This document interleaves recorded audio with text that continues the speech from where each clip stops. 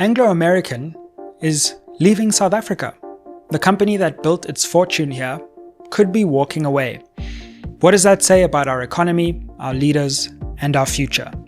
Christopher Rutledge, Executive Director of the Mining Affected Communities United in Action, or MACUA Advice Office, joins me to unpack all these questions and more. Christopher, welcome to SMWX. Thank you for having me. Appreciate it. It's a pleasure. Why is Anglo saying they are leaving South Africa? And what is at stake with this departure and exit from our country?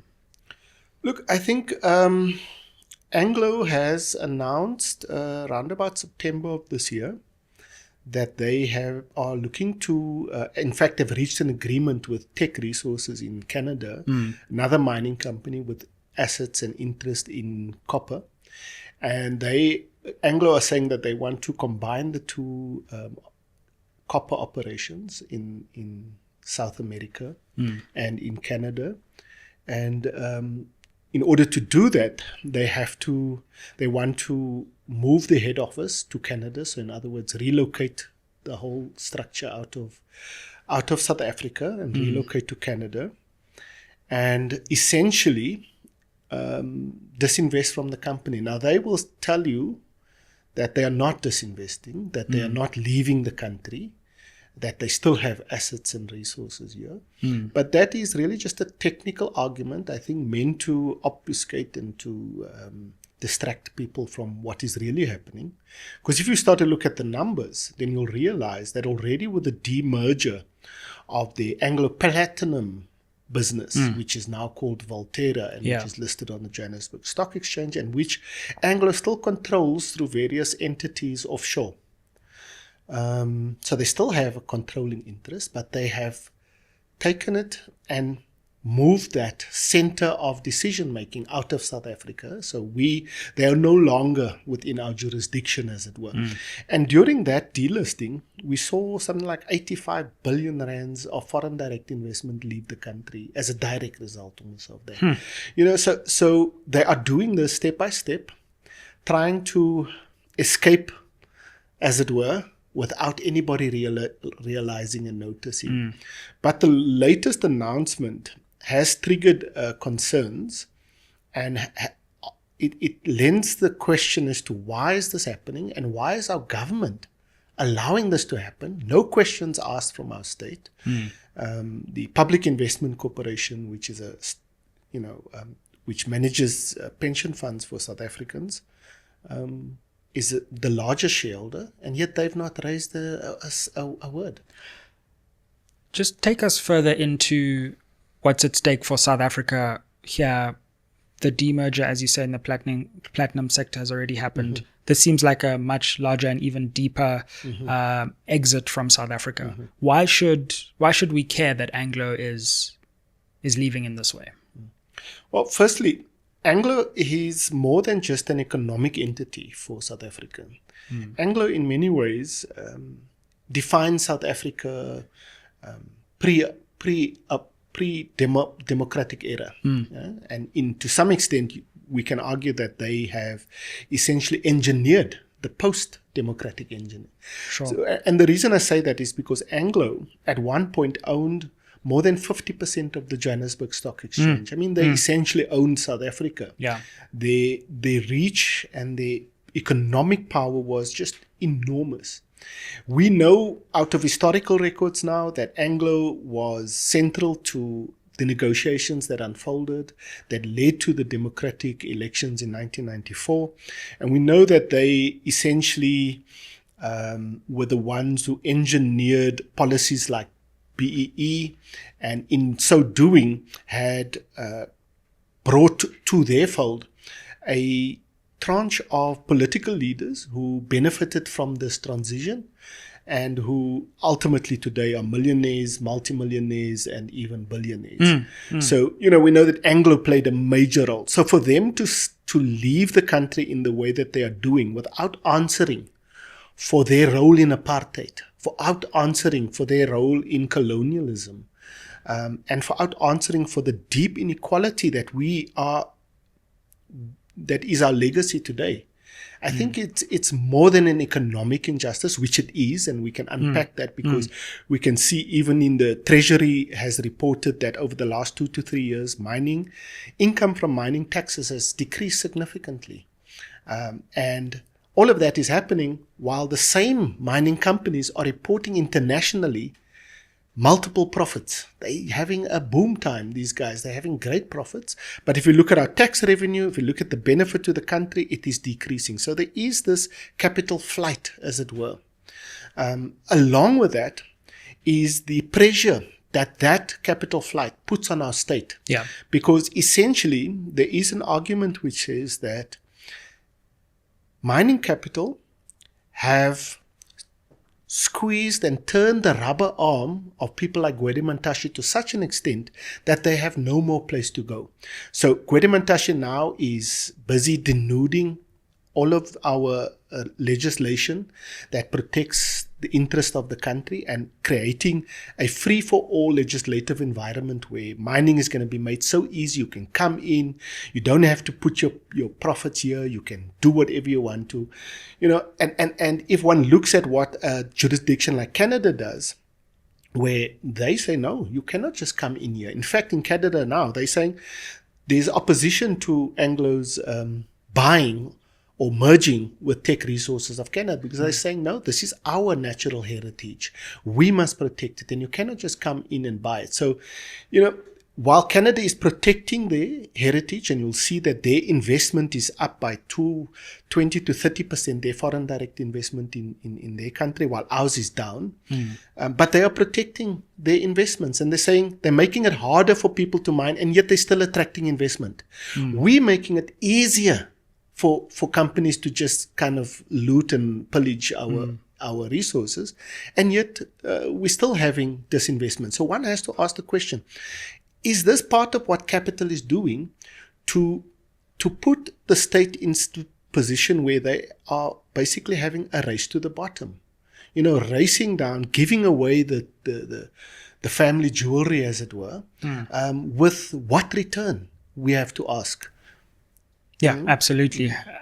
And I mean, what's also ironic about this is that the PIC, the Public Investment Corporation, where public workers have their pensions, and it's this massive fund of trillions of rands, they have a 7% shareholding in Anglo.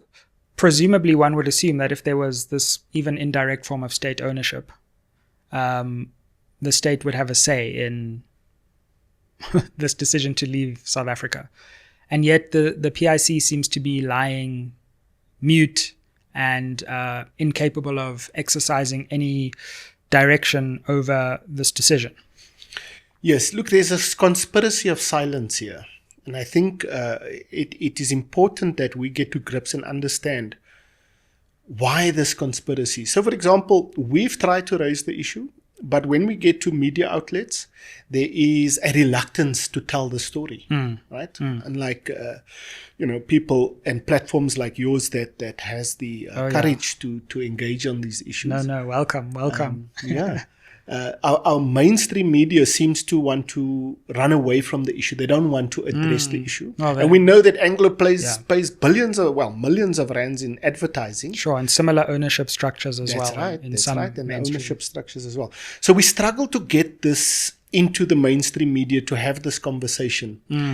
In fact, just recently I put in a piece with a mainstream media outlet, and they held it back for 2 weeks. And then suddenly we saw, as my piece was released, suddenly there was also 2 or 3 other pieces talking about how good Anglo is. So one has got to wonder what kind of message and massaging of the messaging is going on here. So that's the one element where our media even don't want to talk about it. Yeah, absolutely. And just on that, it is quite striking to me that this topic is not top of the agenda in South Africa, where such a historic company with so much economically is at stake. And it almost seems as if nobody's talking about it. But if you allow me to delve into this thing, and I can hopefully sketch the picture for you. What we've been experiencing is that, so we have on the one end the media that is kind of silent about this and reluctant to really engage it. And if they do engage it, they're going to make sure that there's a right of reply and that, they can manage the messaging. And that's on the one hand. On the other hand, we have our institutions that should be the first to sound the alarm. Yeah. The PIC, for example. Absolutely. Right? They should have been the first because they're a shareholder. They were part of that decision. They endorsed the decision. And we know now that a secret meeting, not secret, because we've asked them, when are you going to have your AGM to decide on this matter? This is to Anglo. And they've told us that there's a meeting on the 9th of December, but they're only going to announce it 2 weeks before the time. So they were hoping to kind of catch everybody off guard and to have the silent voting on the matter. So there's that element of the PIC, which is not doing what it is supposed to do, protecting the interest of South African resources. Sure. But then there's also the minister and the DMPR, who are the regulators of the sector, who knows about it and who must have given their approval for this. Sure, and the minister is linked to the PIC as well. Correct. As the kind of sitting representative of the government, and the deputy minister chairs PIC, I think. Right, so there is this interlinked awareness within state that the finance this is minister, happening. that is, yeah. Correct. Yeah. And so the minister has not said anything about it. There's been no announcement to say, we've engaged Anglo, they want to leave. And we've seen that in the past, as we've seen, that when these kind of things happened, we have had leaders in our government institutions that objected to the flight of capital and the movement of capital if it did not, pass regulatory authorities. So there's that silence on the government side, but there's also the silence on our parliamentarian side, where Parliament, who is then overseeing all of these structures, seem to also not want to ask the necessary questions. And everybody's hoping, it would appear, that this will just slide under the surface and, it will just be another couple of billion rand that escapes the country without any accountability. So there is a deep level of conspiracy that we are concerned about. The fact that, for example, we've pointed to the Minerals Council, who has an outsized influence on government policy. The current amendments that Mr. Mantashe is going to put before Parliament, from what we can see, is essentially a playbook from the Minerals Council. It gives them everything that they've asked for. The things that communities and those who basically suffer the consequences of mining have asked for has been excluded. The courts have made rulings about the rights of communities. Mr. Mantashe seems determined to ignore those rulings and to push through legislation which is against that rulings by the court, constitutional court rulings. And so there is the South African Human Rights Commission that made certain recommendations to the department to say, this is the way you need to legislate around issues that affect communities. Mr. Mantashe is ignoring all of that. And it basically, like I say, aligns with the playbook of the Minerals Council. So the Minerals Council has this outsized influence over our legislation, over our government, over what's happening.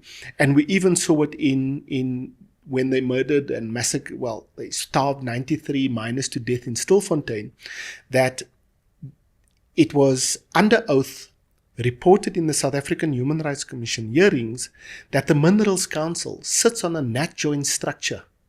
Now, we know for a fact that the law says you cannot have private entities working in a government institution without a clear memorandum of understanding of why they are there, what they contribute, and how they will be monitored, and the transparency of it.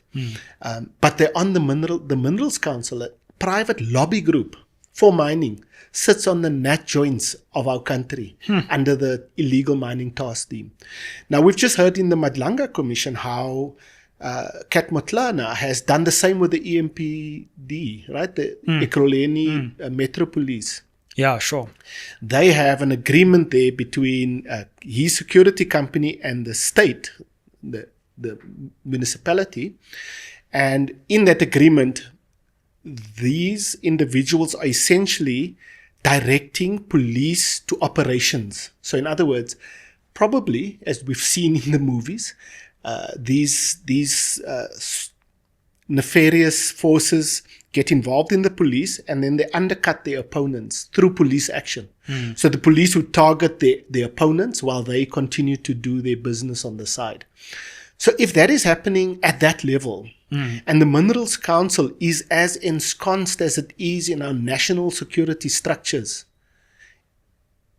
one has to ask the question, how then did we get to Stilfontein? Who instructed the police to go there? Because it's the only people whose interest Operation Valo Mgodi is protecting is the interest of corporate mining companies. And now we've got a lobby group on a security structure, and nobody's asking questions. We've asked Parliament. We've written to the chair, the speaker, and the speakers basically said, we're too busy, we can't look at this. We'll send it down the line. Which committee were you hoping to interrogate this? Well, we asked that it would have to be multiple committees, as they are doing with the Badlanga Commission now, and as they are doing in Parliament with the Mkunu matter. So there would have to be Scoper, there would have to be Minerals, there would have to be police at the very least. And the speakers basically said, no, we're too busy, we'll send it down to the Minerals portfolio. And we know in the Minerals portfolio we've had a tough time, because we've already asked them to investigate this matter, and they've essentially said no. In fact, in February of this year, they welcomed Minister Mkunu into Parliament as a hero after he had murdered 93 black people. Well, I say he, but under his direction and, under his control and under his authority, the police have starved 93 people to death. And that information is available to us, but nobody's bothered to look at what the South African Human Rights Commission's investigations have said.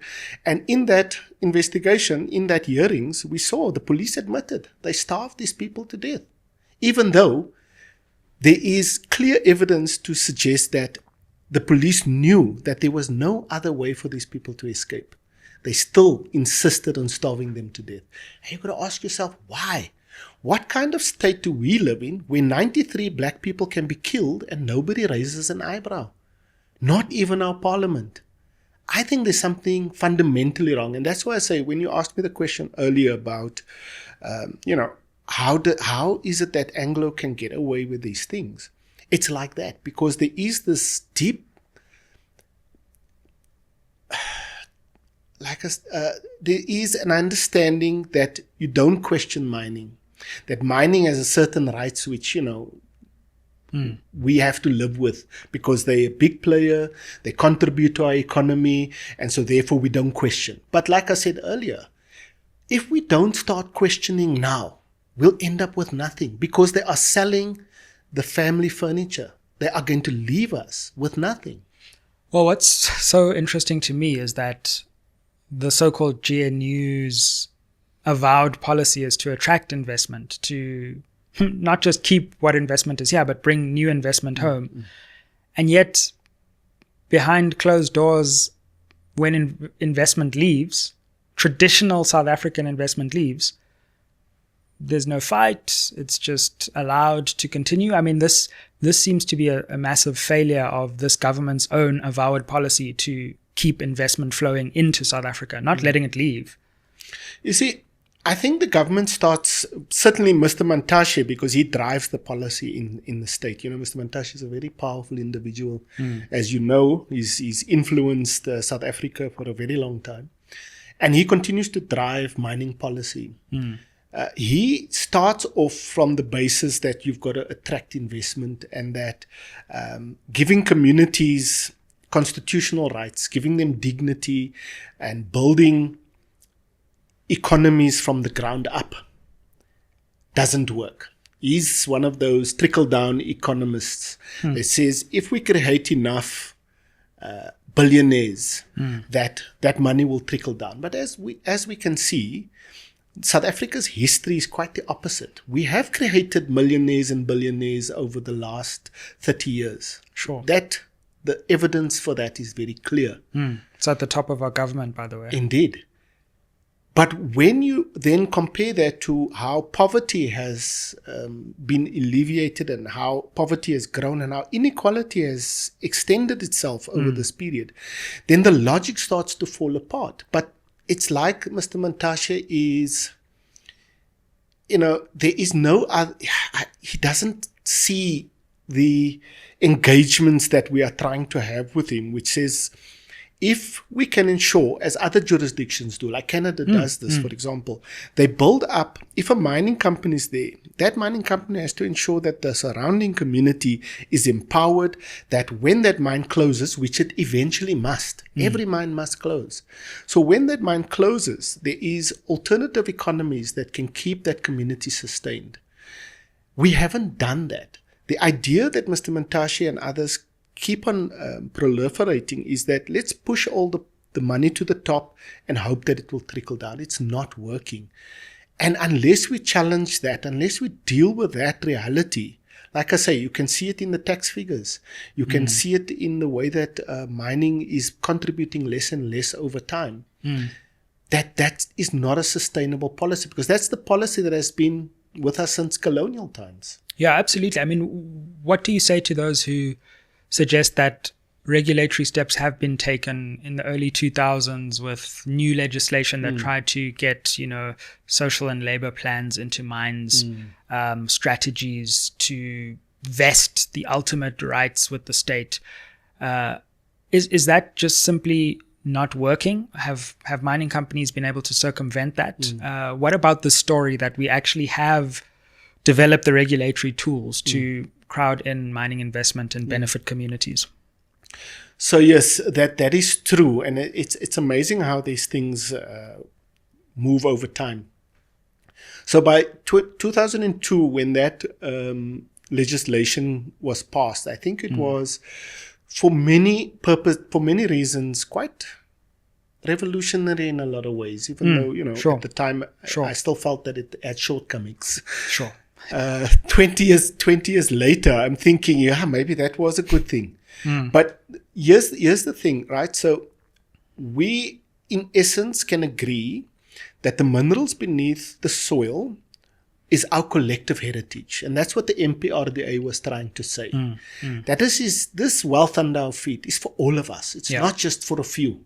It shouldn't just be for a few. That's the premise on which the MPRDA, the Minerals Petroleum Resources Development Act, is formulated. That's its preamble. The minerals belong to all of us, and the state will act as the custodian on behalf of all of us. But what we've seen over the years is that the minerals doesn't belong to all of us. The state has done almost everything in its power to deny the people the right to own that minerals through the way that it has excluded communities in practical terms. And I'll come to that in a little while. So that's the one thing. The courts have affirmed, many communities have challenged, why is it that the MPRDA say this, but in practical reality, you're excluding us. I mean, you can look at Kolobeni, right, where they struggled for many years to get that right, and they eventually won it. And still, Mr. Mantashe then comes now in 2025 and says, hold on, that law needs to change. So now in his amendments, he's trying to take away the little that the state gave communities in 2002. He's trying to take that away as well. In practical realities, the social and labor plans have not been,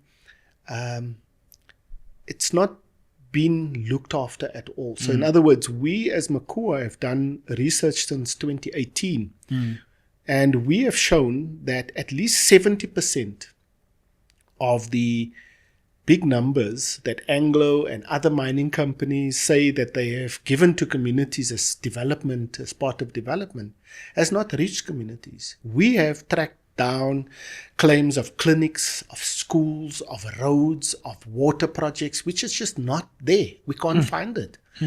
So mining companies have been defrauding the South African people for many, many years.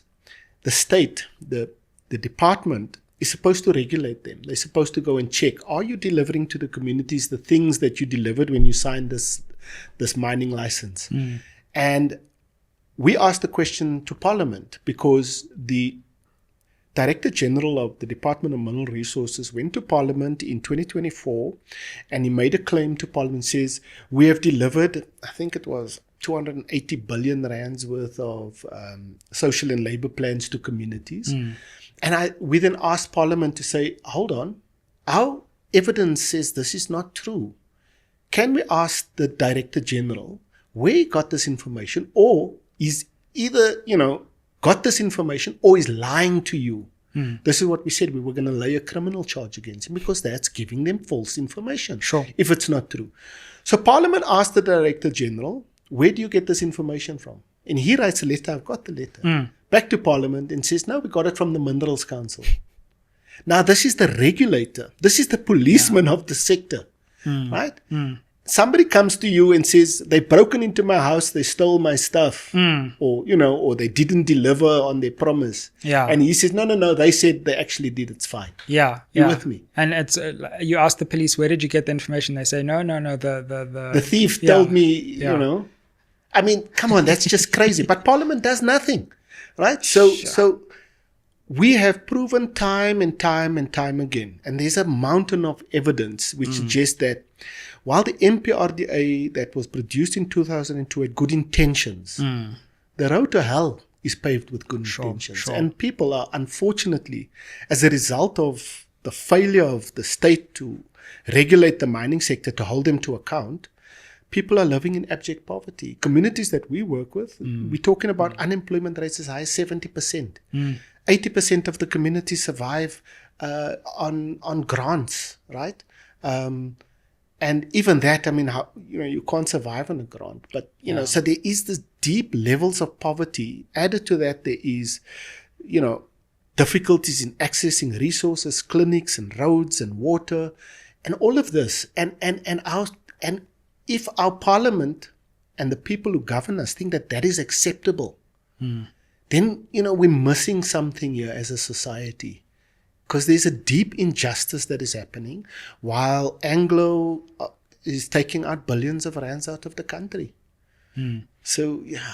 I mean, I'm reminded of the Marikana Commission when President Ramaphosa, then, even before he was deputy president, and just before he became deputy president of the ANC, was placed under questioning as a director of Lonman for the social labor plan. And all these promises of houses amounted to something like 3 houses in the end.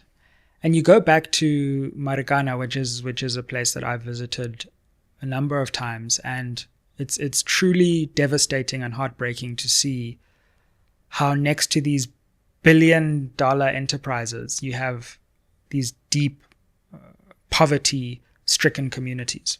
Indeed. Our teams were there again this weekend. We're busy producing a petition which we hope to submit to Parliament. And we again engaging communities at the coalface, on the ground around these issues. And I mean, the communities is absolutely frustrated because it's been 13, almost 15 years now of promises, of commitments. And the thing is, the mining company, they will show all these things that they are doing, but in terms of how it impacts on the community is questionable. So as part of our research, we've started to realize that the mining company will tell you one thing, that we've spent so much and we've delivered X, Y, and Z. And it might actually, in some instances, you might find that they've delivered X, Y, and Z. But then we make another calculation. We say, but how does that impact on this community? Is there a real benefit to the community? And what we find often is that these projects that the mining companies often, scream and shout about and put out in glossy magazines are things that essentially benefit another group of elites, right? So it's all these smaller groups of elites that get benefited through this process. And we've started to term that crumbs capture, because social and labor plans are really just the crumbs. Because in terms of overall profits, it's less than 0.9% of profits that are allocated to social and labor plans. Of that 0.9%, 70% doesn't reach the community. And now we're saying the latest calculation we've been doing is that of that, only 20% of the 30% that is delivered actually has any value to the community. Otherwise, it's a closed door. It's something that is used by the councillor, or it's something that is used by, private individuals, and the community itself doesn't benefit. So, I mean, these are crumbs. These are the crumbs. These are a little bit of crumbs that are just being stolen from the poorest of the poor. I mean, in addition to, obviously, the government accountability, which is necessary, as you said, PIC, where are you? ANC, where are you? Minister, where are you? Finance, where are you? But who are some of the corporate actors here who are taking this decision? And who do you think is driving this decision on the corporate side to really take this historic choice to sever a company from its original home? It's very difficult for me to say that there's any one individual particularly driving the matter. But look, I think it's what capital does. Capital, even the reason that Anglo American got involved in the negotiations in the 1990s, forcing the apartheid government to speak to the ANC, was because its capital was constrained. It had bought everything it could in South Africa. It could no longer buy. And remember, at that time we had economic sanctions. So the deal that they wanted to make at the time was, we need to get out of here. Otherwise, our capital is going to die. Our capital needs to fly, and that's the deal that they structured. The ANC realized it, the apartheid government realized it, and they came together. And one of the first things that they did was allowed Anglo to locate its resources in the UK. Sure. So today they are listed there. And when we wrote to the CEO the other day, he reminded us very clearly, we don't actually answer to you in South Africa. We are listed in London. So that was the first sellout, if you will, of our wealth and our resources and selling the family jewelry. So Anglo took its money and it essentially moved a bulk of it into London. And now they're finding that South Africa, for one or other reason, is facing what I think is a capital strike. We've spoken about this before. Kusatu mentions it, or rather Saftu mentions it again yesterday in its press release around the upcoming budget speech. And, they talk about the trillions of rands that are held in bank accounts here, funds that are available to South Africa, but are not being invested. And that has always been linked to this idea of a, capital strike. So we are forcing the government to do what we want them to do before we invest this money.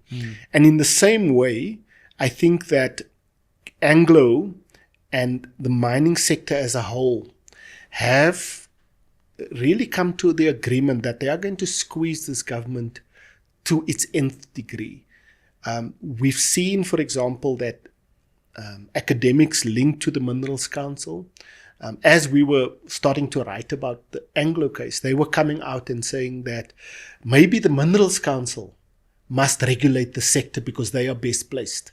So they have this media machine in the background that is churning out articles and think pieces around how mining needs to shift in their favor.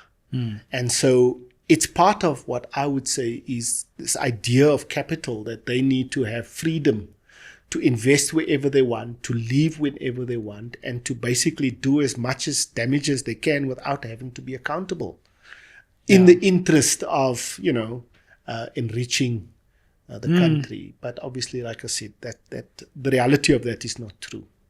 It's so sad how, from a policy perspective, after all the hopes and dreams of the 94 moment, South Africa has really adopted this strategy of give away as much as possible, as fast as possible to whoever wants it. And like you say, when you look globally, the countries who are actually doing well, whether we talk about countries in Asia, Latin America, Canada, are the ones who say, sure, you can play here, but there are rules, Yeah. and the people will benefit. What kind of rules do you think we should have put in place, and we should be putting in place for moments like this, so that South Africans don't just wake up one day and we no longer have billions in revenue and assets on which we can call to improve our societies? We'll have chaos. Really, it will turn into a disaster because we're allowing it to get there. But what we need to do, it's really not. It's not revolutionary in any sense of the word. It is really applying international law. The right to free, prior and informed consent is a basic legal principle. And indigenous communities who suffer from large-scale development projects and mining projects across the world are subject to international law, which says that they should have free, prior and informed consent. That is what our Constitutional Court affirmed in the Kolobeni matter. Sure. But our legislators, our state, is absolutely opposed to that idea, to give people basic dignity. Our Constitution is founded on dignity. Now, if you don't have the basic dignity of deciding what happens to you on your land, then you've got nothing. And I think that is such a sad state of affairs, that a once revolutionary movement who essentially was founded in order to liberate Africans from their slavery are today the custodians on behalf of capital, keeping people in poverty. And I think that is like I say, it's not revolutionary. This is recognized throughout the world, in Latin America, in Canada, in the first, what they call a first world country, developed nation. And like I say, if one looks at a developed nation like Canada, whose foreign direct investment has increased exponentially. In fact, I did some research around it when I started to think about it. Why would Canada's foreign direct investment be so extensive as opposed to South Africa? But then I started to look at the question a bit broader. To what extent is Canada an outlier from other developed economies? And they're a complete outlier. And I've got to ask the question, why? Why is a developed nation with free, prior and informed consent rules and other very protective laws, like for example, if Anglo goes and sets up in the head office in Canada, the majority of the board of directors must be Canadian citizens. We are too scared to do that here in South Africa. Why? If you want to invest in Canada, you must show how you're going to benefit the society. Absolutely. And there are certain things that they require. If you're going to take your money out of Canada, you must show that you've paid your reparations, that you've looked after the community. Those are basic things which Canada has in place. And yet, capital is going there at an enormous rate, an outlier to the rest of the world. So you've got to ask yourself, why? Why are we going the opposite direction? We're giving away. Communities won't have free, prior and informed consent. We'll give you licenses. You don't have to do this and you don't have to do that. And yet, money is escaping the economy. So you've got to ask yourself the question, why? And it's got to ask the question, if we are not brave enough to say so far and no further, let's stop this pillage and looting and just exporting all those raw materials for no value really to our broader society.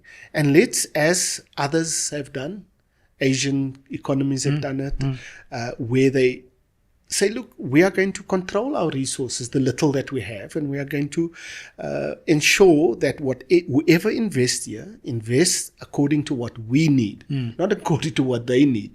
And I think that there's this huge gap. And unless we do something drastically, as we are doing now with dealing with corruption, I think the first point is to expose it. To tell the truth and to have honest conversations. But while we are not having honest conversations, while our media is not prepared to have the real honest conversations with those in power, and while we are, as a society, we can allow 93 black people to just die and be starved to death as a crime against humanity. I mean, that is, in any terms, a crime against humanity. It is a war crime and should be prosecuted. We have not done a thing. So unless we are able to find that, if we are able to engage each other around the real questions in an honest way, we're not going to solve the problem of other people abusing us, because we're abusing ourselves, you know? What would you say, as we conclude, needs to happen then in this particular instance? What would you like to see? Can this be prevented? If it can't be prevented, can we ameliorate the situation? Are there reparations that need to be paid? How, in an ideal world, can South Africa act to at least limit the damage of this impending exit? Well, I think the first and most urgent thing is our government must object to the shareholder meeting, which is planned for the 9th of December. Anglo, or rather the PIC, as a shareholder, needs to make their voices heard and to reject the idea that they can simply just leave without engaging the South African public. So that's the key moment where this decision will be finalized and ratified.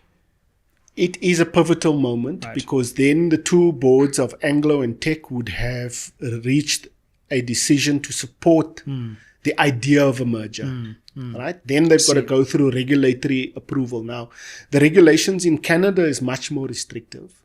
We've got nothing here that we can regulate them with. And this is why we want to go to Parliament. We're going to Parliament tomorrow, and we're also going to submit a petition to Parliament to ask them to urgently engage in this matter, because we need to ensure that this doesn't happen while we are watching. We are not asleep, we are awake. It is there. We need to do something. So Parliament has the powers to ensure that legislation is passed so that capital flight you cannot just leave here without paying reparations. And Anglo has over 150 years of reparations that they need to account for. For more than 100 years, they have been this city, built Anglo. And yet we have acid mine drainage that still flows through our water systems, that is impacting on communities on a daily basis. We have open holes here in the city of Johannesburg where people are still mining, going down zammering, and creating other kinds of problems for our society. They need to account for that because they left those holes there. They benefited from those holes. They cannot just now make as if, it's somebody else's problem. It's their problem. They must account. And for our legislators, they must ensure that we are not going to be abused in this way. I think enough is enough, really. We have to say enough is enough. Well, Christopher Rutledge, thank you for joining us to spotlight this issue, put it on the agenda of our viewers. And I assure you, once it's come on SMWX, it won't be ignored, that's for sure. So we're glad to have you. Thank you very much. Make sure you like, share, subscribe. Keep it locked on SMWX. Help us reach our next milestone of 400,000 subscribers. And let's continue to pay attention to this key issue of capital flight from South Africa, the duties that the mining sector owes, not just to workers, but to South African society at large. Let me know your thoughts in the comments down below, where we often have a healthy debate, and we'll see you on the next one. Aye.